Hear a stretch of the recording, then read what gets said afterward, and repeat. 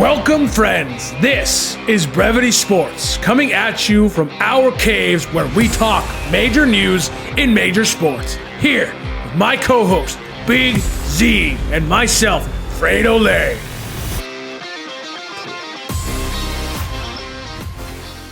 Welcome back, everybody. I say welcome back because if you're hanging out with Brevity Sports this week, this is your third episode. You've done it. You've reached the end. It's been exhausting for you, but now, hopefully, at the end of this episode, you're going to be a little bit more ready for your fantasy football drafts, feel a little bit more locked in. I know a lot of people out there don't like to do their research.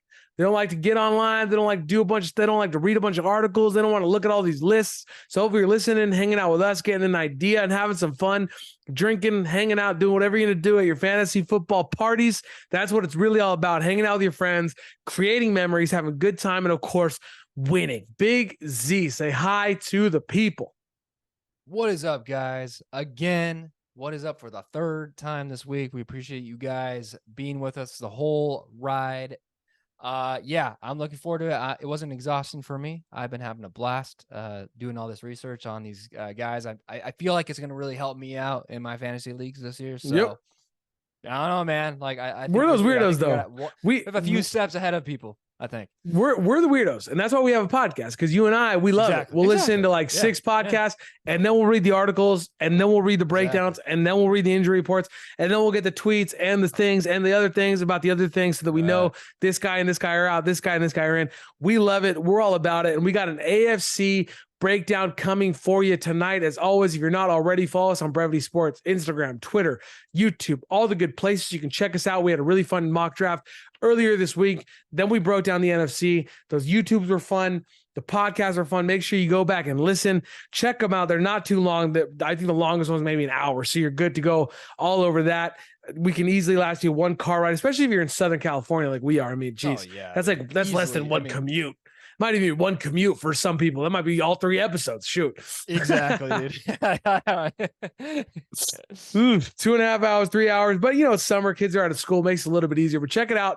We've got a fun episode coming for you tonight. We're breaking down the AFC. If you wanted the NFC breakdown, go back. It was our last episode. But tonight, we are focusing exclusively on the AFC. We are going to break down quarterbacks, running backs, wide receivers, tight ends, give you some sleepers. We'll get you out of here in a decent hour. We promise. Check it out. Here we go. The quarterbacks. And let me tell you something.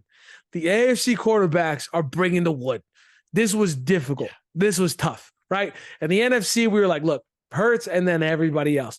AFC, it was difficult. It was stout. For me, my first quarterback, I got to be honest with you. I got to say, my first quarterback, none other, Patrick Mahomes. He's the king. Yeah. He's the dude. Yeah. He's done it. The footballers surprised me a little bit. Right now, they currently have Allen ranked over Mahomes, and I don't understand it. Mahomes was the first overall last year, scored 428 points. 428 points. That's almost twice as much as the leading receiver. Just to give you perspective, this dude went off. If you had him on your team, you won a lot. He's a high price, but he's worth it. Right now, I won't lie to you, he's going in the middle of the second round to the end of the second round. If you're there, okay, I am not a quarterback guy. I am not somebody who likes to go get quarterbacks in the first 3 rounds. But if you're in the second round, okay, and you're towards the back half of the second round, and Patrick Mahomes is there, you really got to think about it. You really got to think about it because this guy is going to win you games. Big Z, who'd you have first up on your list? Yeah, it's Patrick Mahomes for me. Just don't take this guy anywhere in the first round. Other than that, feel free to go get him. You said that he had 424 fantasy points last year. What that equates to in normal NFL stats is 5,250 passing yards, 41 passing touchdowns, 358 rushing yards, and 4 rushing touchdowns. So that's huge. Those are all career highs for him. I think that Patrick Mahomes is dead set on creating a dynasty in Kansas City. 100%. Him and Andy Reid are just on the same page. He wants to get better every year. It doesn't matter how many championships he has. He wants to be the best. He wants to be the GOAT. He wants to top Tom Brady one day. So he's easily the number 1 QB for me in the AFC. He's amazing. And you know you're always going to get 100% from him. He's not going to make any silly mistakes. So, yeah, he by far is the number 1 for me. I'm gonna go straight in the second pick before I piss everybody off with my third pick because I'm gonna make everybody upset. Listen, Josh Allen's my second quarterback off the board. Yep. Very easy. Not far behind. 412 fantasy points. I didn't get his regular stats because, hey, fantasy football is what matters, baby. I don't agree with the ballers. I put him behind Mahomes. I think he's great. I think if you end up with either of these quarterbacks, you're going to be extremely happy. Okay. These are the 1-2 Mahomes then Allen, the 1-2 guys. But I still got Mahomes first and then Allen again. End of the second, I mean the absolute end of the second. Okay, do not take this guy at 2.5. You're taking this dude at like 2.10, 211, 212. You're in a 12-man or 3-1. Get him at the start of the 3. Do not take him anywhere near the 1. You're gonna be happy with him. I promise you. He's gonna get his. Big Z, who you got number 2 spot? I'm going Josh Allen. You take this guy for me round 3, late round 3, early round 4. To me, I'm not a big QB guy either. But what Josh Allen has that Patrick Mahomes doesn't, and maybe that's why the footballers seen him as number 1, is that he has a better rushing ability. Patrick Mahomes earlier in his career took a lot more chances on his feet. Allen's still at the point where he creates a lot of his own success on his feet. He had 7 rushing touchdowns last year, 762 rushing yards, and he's a big frame. He's a big 100%. Guy. He's going to take the hits. He goes and initiates the contact himself. He is really fast as well, and he has a huge arm. I think the one thing why I have him at number 2 is because him and Diggs have a little drama potentially going on, and so it may hurt his value a little bit in fantasy because it's going to lessen his receiving yards, or his passing yards. But I still think that because of the talent he has with his feet and on the ground, I think that he's easily the number 2. All right, Big Z, I'm gonna let you go. I'm gonna let you go next for this third quarterback because I think I'm gonna upset a lot of people. So you go first. All right, I'm going Lamar Jackson. I know we've talked a lot of trash about him, but Lamar Jackson, fantasy wise, if he can stay healthy, and this is a big if, right? Like he hasn't stayed healthy a lot, but I'm assuming that he's going to play all 17 games. And if he does, he has so much value. He had more rushing yards than Josh Allen did last year, and he played 5 less games. That just shows you how much worth he has on the ground. And again, he's a big-bodied guy. He's going to initiate that contact. He's going to find the open spot in the field.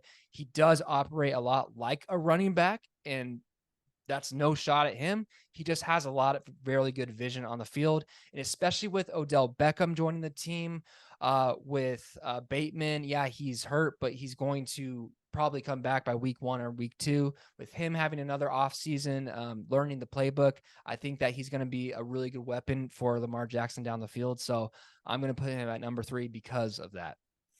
Okay. So I wanted to put him at number 3. And then I read the numbers 16, 15, 15, 12, and 12. That's the amount of games played that he's played in the last 5 years. So 16, 15, 15, and then 12 and 12. And I was like, man, yeah, this guy's going in the 3rd and 4th round. That's a high value for a guy that's not necessarily going to finish the season. So then I thought, well, who would I put behind him? Not that far behind him, Joe Burrow. Joe Burrow has a great year every year. But again, I looked at what happened to Joe Burrow. Look, I know everybody else is downplaying this. I know. Even the ballers are saying, well, it wasn't, he didn't rip his Achilles, so he's going to be fine. Non-contact injuries in football terrify me.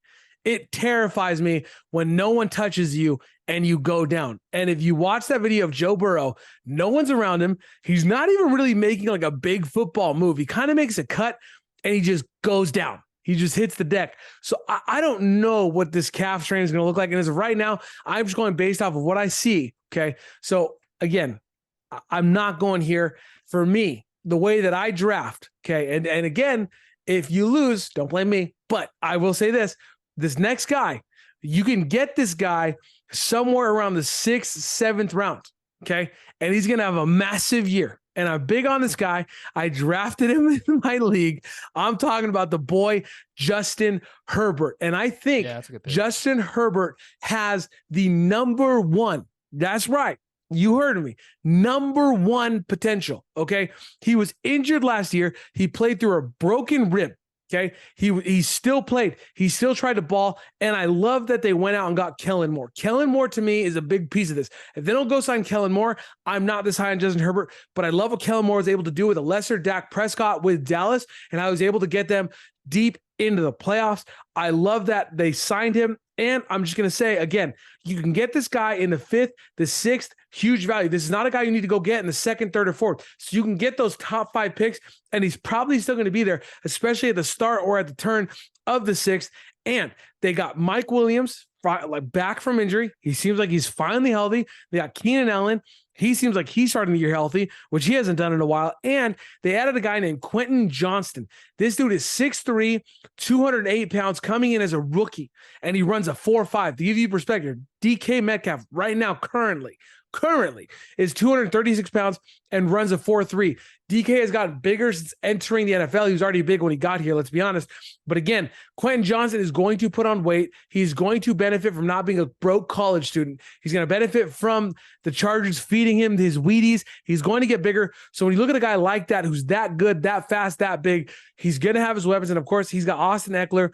Do not sleep on Justin Herbert. Again, it's not always about who's going to be the best quarterback. It's not always about who's going to be the number one guy. There's also value added, right? If I go out and I get the first guy of every round, the best player in every spot, I'm probably not going to do great, because chances are somebody already took the actual best guy. So you just committed to, well, I'm taking a wide receiver next, no matter what.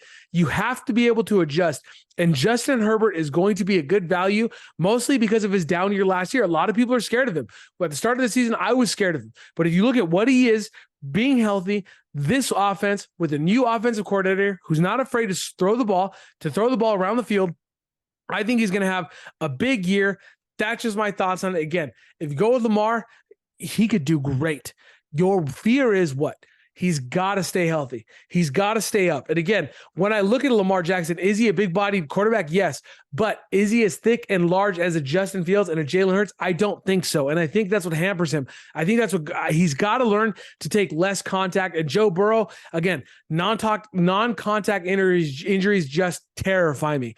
I hope he doesn't try to rush back, because all of a sudden, if he starts walking funny on the left leg, we're talking about a serious knee injury. I twisted my ankle a few weeks ago. I'm old, significantly older than Joe Burrow, but I know what it's like when you're walking even just like a little bit differently, and all of a sudden the part of your back that's never hurt before in your life starts to go. It's like, what the heck is going on? Why does this even hurt? It's never hurt before. These are the kinds of things you need to pay attention to. So Justin Herbert is my guy, my number 3. I know I just made a whole lot of people upset. Hopefully you didn't turn us off. Hopefully you're still here for our next picks, which is the running backs. Big Z, I'm gonna let you bring all the people back. Give them the number 1 running back right now. Well, it sounds like Justin Herbert's your number 1 pick by the way that you just like showered him with glory. But hey, I do like the fact that Kellen Moore is there. So I think especially in round 7 or 8, like you said, like he's a steal at that value. So yeah, for sure. He's a stud. My top 3 running backs, I think that people are going to maybe think I'm crazy with my first one, but I'm going Nick Chubb. I think that Nick Chubb is a beast. Actually, I know he's a beast. He's averaged over 5 yards a rush his whole career. He had 12 touchdowns last year, 1,500 yards rushing. And the reason why I think he's going to be number 1 is because Kareem Hunt is gone. So Kareem Hunt is gone and not taking half the carries away from him. He is the guy in Cleveland. I think that Deshaun Watson is going to be able to find him a lot more in the passing game as well. And that makes him even a bigger of a target and a bigger running back number 1 for me. So I'm taking him overall for sure. For sure. That makes sense. I can't argue with you, but I will say my first guy is Eckler, right? Every year we hear it. He's supposed to slow down. Every year Eckler is not supposed to be as good as he was the previous year. But again, if I'm on Herbert, as high as I just was, I got to be on Eckler, because if Eckler doesn't have a good year, Herbert's not the dude that I just told you that he was.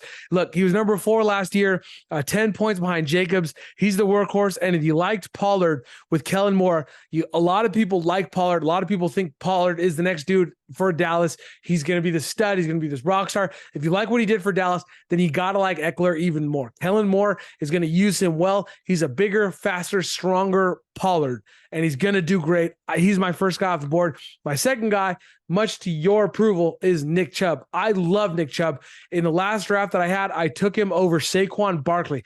That's how much I think about this guy. This guy, again, just like you said, Kareem Hunt is gone. And last year, even with Kareem Hunt and them running the ball a ton because Watson could not hit the broadside of a barn door with the ball, he finished number 5 last year, again, being handcuffed by Hunt with 254 points. And now he's sharing the field with no one. And I'm just gonna finish off that thought by saying I think the Browns are going to be significantly better this year. I think the weapons, I think the stars are starting to line for a terrible franchise. I think they have a chance to be significantly better this year in a division that is much largely more wide open than most people think.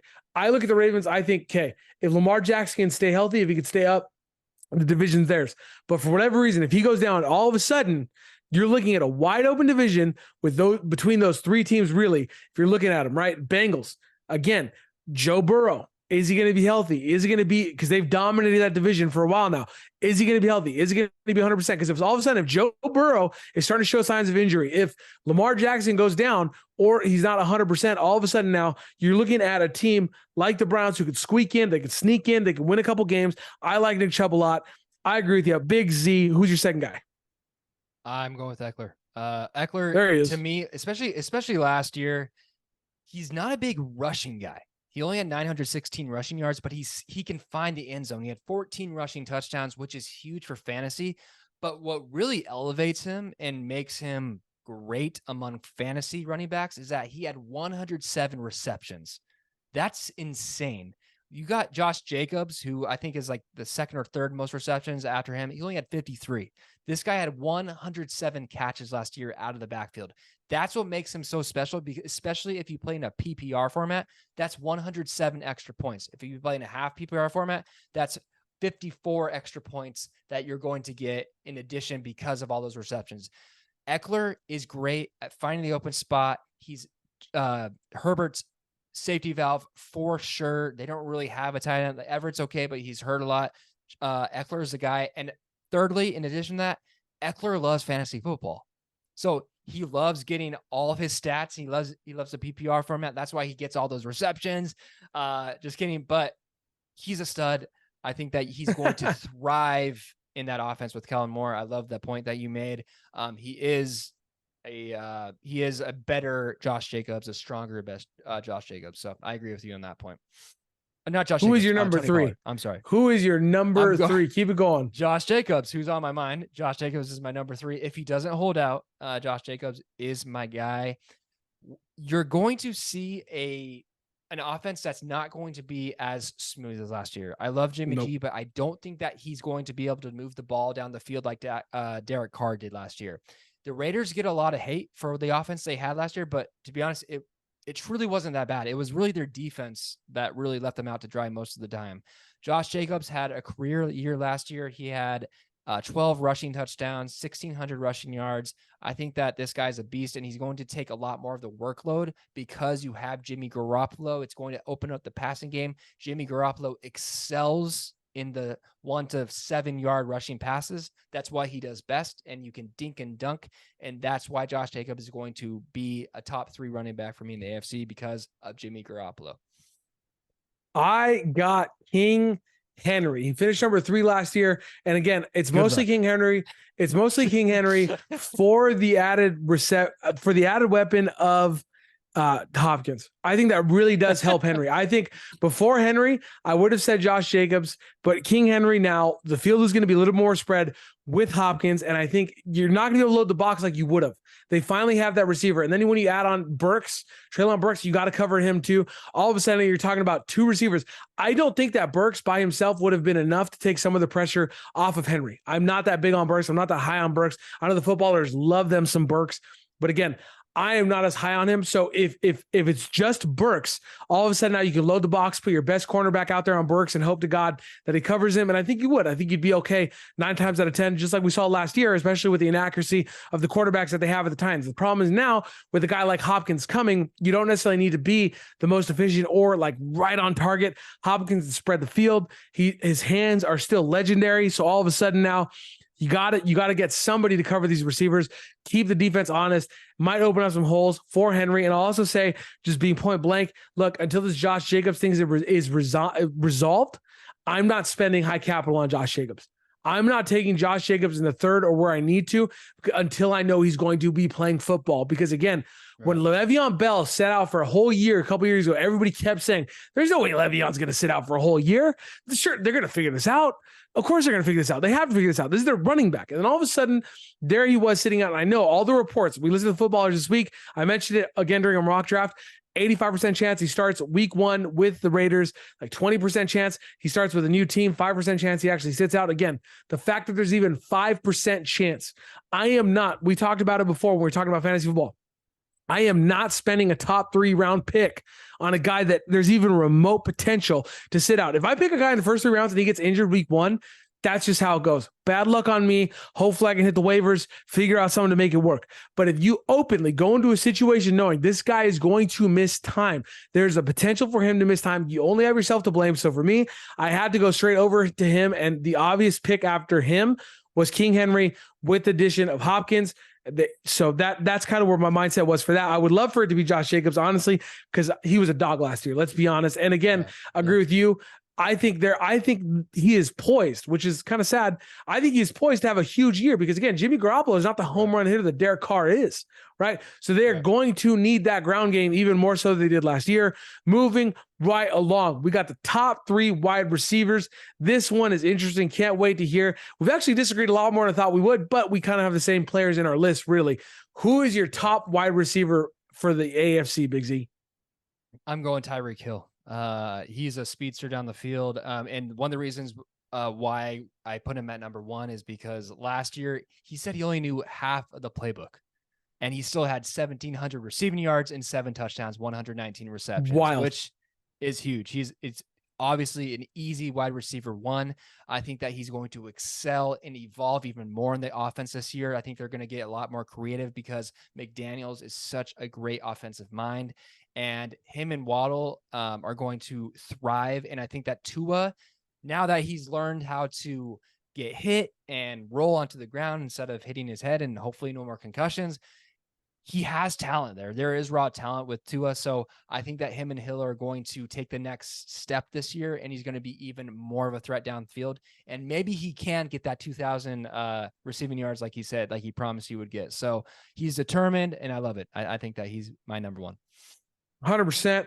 I couldn't agree more with you, and I couldn't agree more with you. I got Tyreek Hill as my number 1. I know a lot of people are tempted to put Jamar Chase here, but I got Tyreek Hill.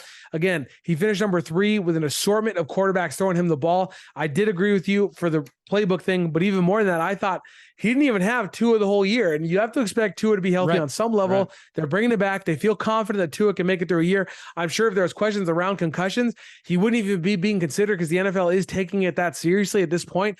So the fact that they are going to let Tua start, I feel like he's got to be healthy. He's finally got to be past it. The dude had 222 points with, again, an assortment of quarterbacks. He said it himself. It does not matter to me who's throwing me the ball. And honestly, he's backed it up. Honestly, there's not much else to say other than he is that dude. And especially when you look at a guy on my next round, I'm not going to lie to you, took a little bit of a hit. My next receiver, Jamar Chase, he was my number 1 all offseason.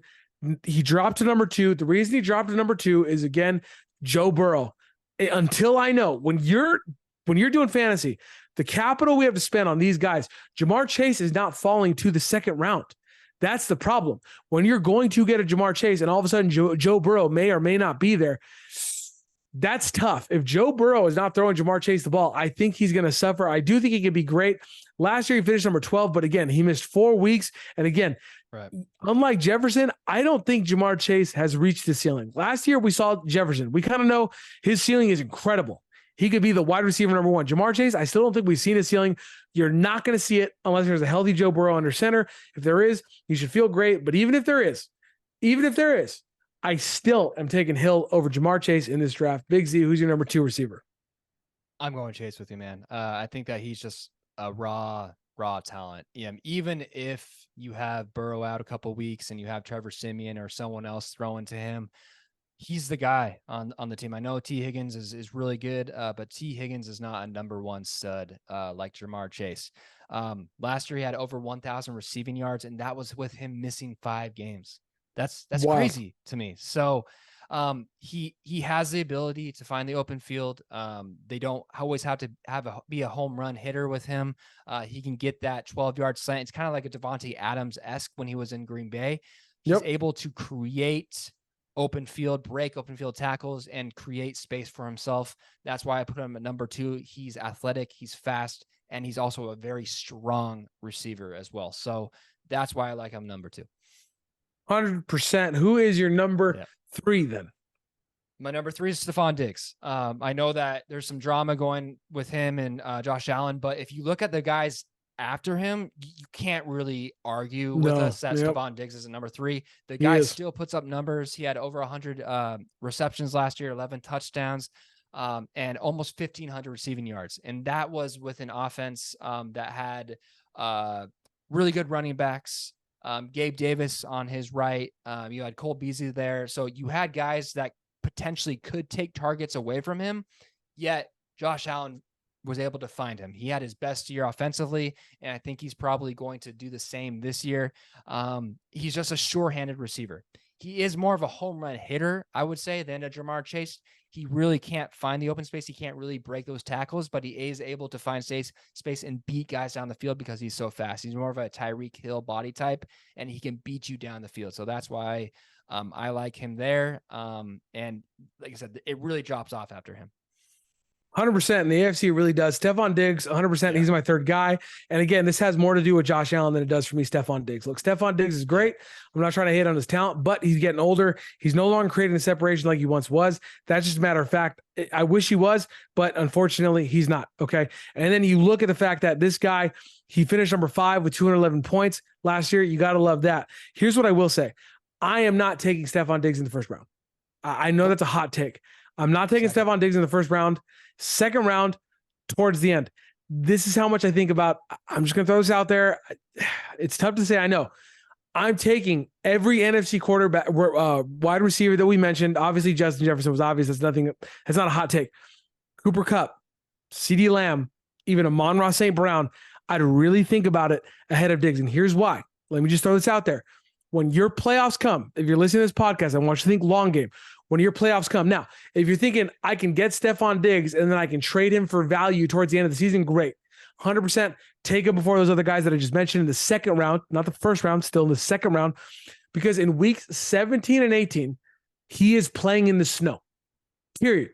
That is the problem for me with Stephon Diggs. When your playoffs come around for fantasy football, you've got to take into account the weather is going to be horrible in Buffalo.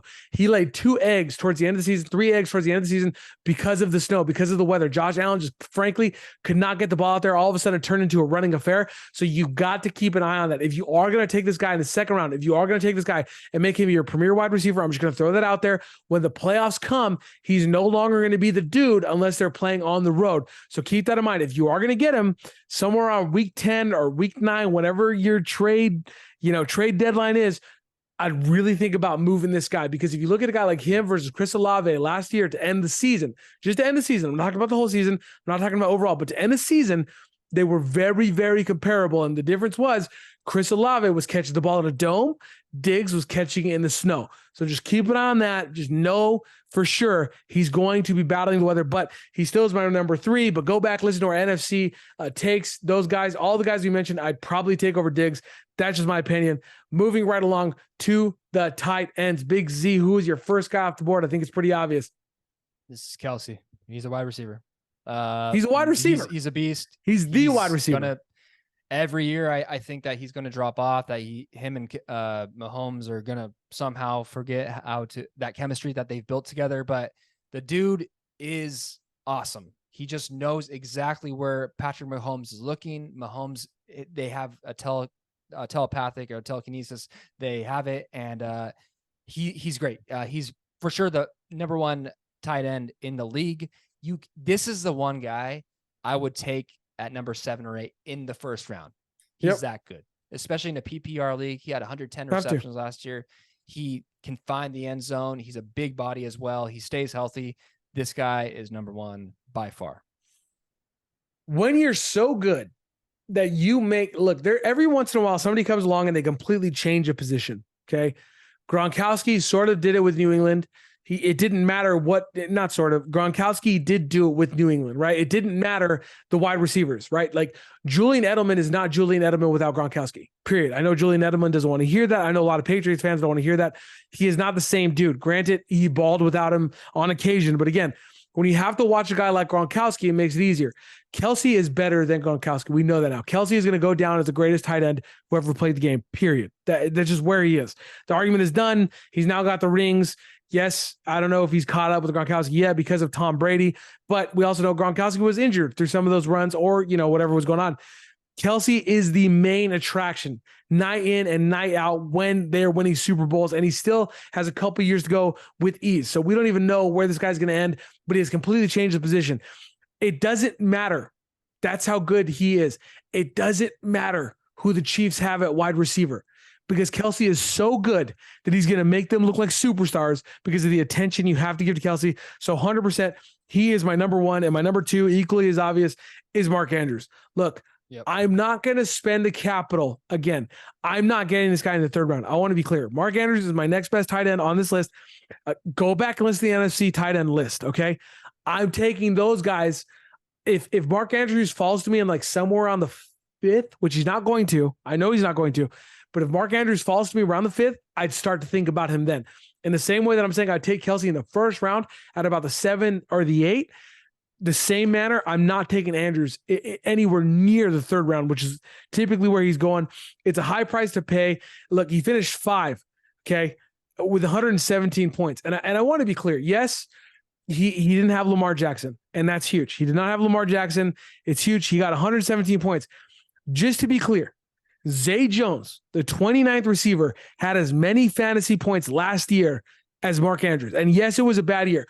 But again, that's why when I'm sitting here saying I'm not being a hater, I'm just saying I would not put the price that other people are putting on this dude. I think you can go get other pieces like the next guy I'm going to list out for less, or a Goddard, right? We talked about a guy like Goddard on the last episode in the 7th round. Yeah. I'm not worried about going to get Andrews, but if you ask me right now, who is the second best tight end in the AFC, I have to be honest with you and tell you it's Mark Andrews. Even for fantasy football, he's going to for sure get you more points than the other guys. Big Z, who you got? I agree with you, man. It's Mark Andrews for me. There was one time a couple of years ago where he was right up there with Kelce in terms of receiving yards and touchdowns. He definitely had that drop off, but when you're looking at the guys below him, you kind of have to put him at number 2. But for me, I'm not even looking at this guy until round 7, late 7 or round 8. Like if you have the turn at 7, I would maybe think of him then. But people let people overpay for him. That's my advice with Mark Andrews. Right. Don't be worried if he is picked at number 4 or 4th round or 5th round, because that's going to be a benefit for you. That opens up a slot for you to steal someone potentially. So don't overstress about him. If he falls to you later on, 7th or 8th, take him. But that's it. In my opinion, don't go higher than 7 for him. Go get Najee. Go get a Najee. Go get a guy that's fallen for no reason. Go get one of those dudes. You're going to be happier. It's going to be better for you. Right. My last guy, again, and for me, when you look at this guy, do not pay attention to where he finished last year. If you look at where he finished last year, you're like, what are you talking about? He was injured most of last year, but he's very athletic. For me, again, it is a steep fall off. I'm not pretending he's good. He's as good as the 2 I just mentioned. But again, this is a guy you can get in the 10th. You do not need to spend money for him. Right. David Njoku. I think if you're looking at the Brown situation, I already went out and said publicly, Nick Chubb's going to be better. If Nick Chubb is better, then that means David Njoku needs to also be better. Amari Cooper needs to get his, and Njoku needs to get his. Chubb is going to ensure that happens by being the dog that he is, because you're going to have to load the box, which is going to help a guy like David Njoku. I think he's the next guy. And again, for his value, he has a chance to be one of the better tight ends in the league. I think you wouldn't lose much, honestly, waiting, because of what you'd gain if you went out and got a Mark Andrews at 4. I'm not saying, listen very carefully, I'm not saying he's going to have the same year that Andrews is having. What I'm saying is you might find yourself happier getting what you can in the 4th instead of getting Mark Andrews, and then being a little bit happier with maybe a little bit lesser of a tight end, but probably not by much. Again, Mark Andrews coming off a 117-point win or league season, okay? Unless all of a sudden he gets up into the over 200s like a Travis Kelce, which he's not going to do, in my opinion, you're not going to be sorry. Who you got your third tight end, Big Z? I have Evan Ingram. I think that this guy's that's a fair. stud. Super good. You brought up a lot of points in our mock drafts about how many weapons there are in Jacksonville. So is there going to be enough to go around? But if you're looking for a guy who's going to get you 8 to 12 points a game, this is the guy. And you don't have to pay a lot for him. Like he's going round 9 through 11. Yep. If you don't like tight ends and if you don't want to go for the heavy hitters, go get Evan Ingram, because even Njoku, he has, I think, a higher ceiling than Ingram because of how much more athletic he is. But Ingram is one of Trevor Lawrence's favorite targets. Even with Calvin Ridley, he's number 2, in my opinion. That's what I've been reading. They have a really good chemistry. So if you're looking for that sure-handed guy to get you those points, because a lot of people at the tight end position, it's really a boomer bust. And you can have 50 or 20 points for one week, and then you'll have 0.5 the other week. So if you're looking for a guy to get you those points every single week in, week out, I'm going with Ingram. 100%. Jacksonville's going to run away with that division. I'm not mad at that pick at all. I think you'd be happier. And for the record, I think you'd be happier with an Evan Ingram or an Njoku than an Andrews. I think you'd be happier for 100%. What you got at the value, and then these guys still giving you points. Where you're getting them. Because of where you're getting Andrews might, you're right. For them. There might be a week that Andrews goes out and gets 19 points. Maybe Njoku and Ingram don't do that. Maybe they do, but maybe they don't. But at least you had a Najee who now is going out for 19 all the time, right? Because that's the price for an Andrews. I'm not that high on him. I agree with you. I couldn't agree more. Best team defense, Big Z. Who you got? I'm going the Bills. And the reason I put him over my number 2 team is because Von Miller's back. Von Miller is a dog. He's a beast. If he is not injured, he is going to be, or that team is going to be great. They already have a stout defense without him. So just adding him back into the equation makes them the number 1 team for me. I think it's easy, especially like you said, especially when that they play in that terrible weather come playoff season. It really helps them because they're going to be able to force a lot more fumbles because the ball's a lot more slippery. The passing yards aren't going to be there because it's hard to pass in the snow. So I think that really helps them a lot.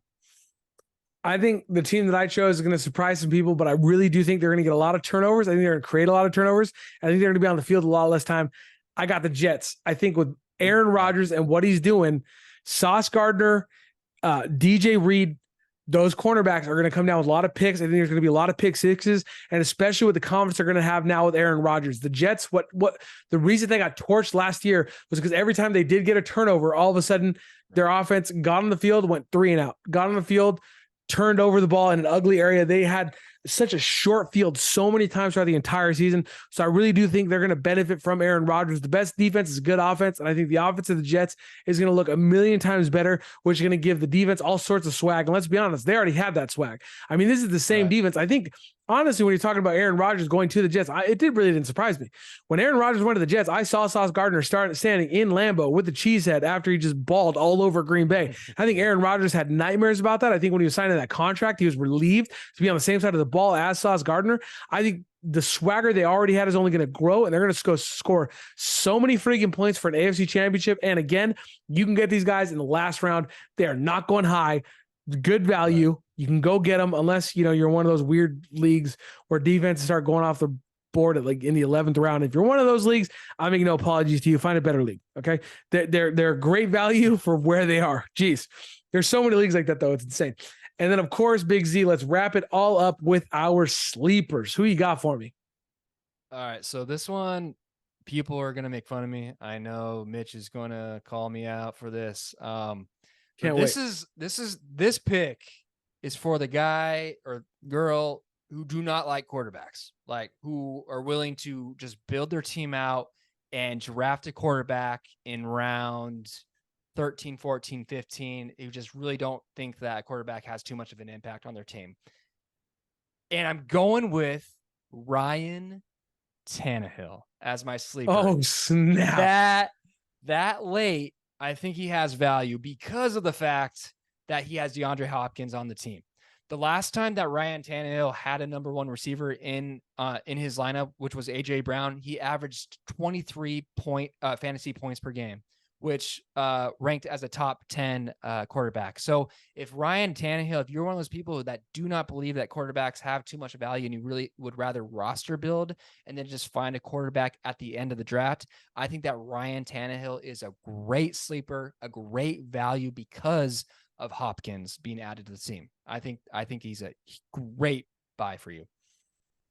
You could probably get him in the last round, if not the second last. I mean, you could. There's a world in which you don't even need to draft him. So that might be the ultimate sleeper. I don't even know if you need to waste a draft pick on him. I mean, I believe in our league, he's going to be a solid. I think he's going to be a solid. He's going to get you 15 to 20 points week in and week out. And if you don't have to spend a draft pick on it, that's the if you miss out on all your guys, it's a pretty good sleeper. I'm not gonna lie, you may not even have to use it. Yeah, I got two sleepers for you. My first sleeper, Sky Moore. Listen, Kadarius Toney just went down. Okay, again, Sky Moore. I think in the draft, I got him in the 13th round, 14th round. It's a guy you can get super late. Everybody's still sleeping on him. I don't know how much longer you'll be able to get him at that rate, but I will say they are talking about all the different receivers in Kansas City with no uncertainty. But I will say there's something to be said for a veteran who knows the offense. So even if there is a rookie, Sky Moore can have a great start of the season. And again, if you have an inkling, right? If you're a fantasy football player, you have an inkling that maybe he's not going to be able to keep this up. Maybe, eventually, oh my God, I just blanked out his name. It's been a long day. We're filming multiple podcasts. Quarterback of the Chiefs. Oh my goodness. Patrick Mahomes. If Patrick Mahomes is throwing him the ball, there's going to be value there, right? This is our third podcast, by the way, filming in one night, people. That's what's going on. But listen, if Patrick Mahomes, is throwing somebody the ball, they have value. So either you ride with him because you think he's going to be the wide receiver number one and we're right and he's one of the greatest sleepers, or he has a couple good weeks and you unload him for a way higher pick because you drafted this guy in the 14th round. You go trade him and turn him into an 8th round guy that nobody believes in, that maybe he's struggling, but that guy's going to ball by the end of the year. And again, Kelce is the guy, but the Chiefs are going to need a secondary weapon, low risk, high reward. That's what we want with our sleeper. My second sleeper pick, much like you, people are going to make fun of me for it. It is what it is. But again, you can get this guy in the 11th and the 12th round, Deshaun Watson. Listen, this is not a popularity contest. This is not a popularity contest. This isn't about if you like the guy or you like his personal choice, you don't like his personal choices. This is about winning a ship. Deshaun Watson, if he's there in the 11th to 12th round, listen, 2020, the last time he had a full off season, he was top 5. He was top 5 in quarterbacks. That was all the way back in 2020. He's got Cooper, he's got Njoku, and most importantly, he's got Chubb. And he's got an entire offseason to actually learn the Browns playbook. Because with that suspension, it wasn't sort of a suspension where you can practice with the team and be around the team, but you just couldn't play the games. It was a suspension where he could not have contact with the Browns.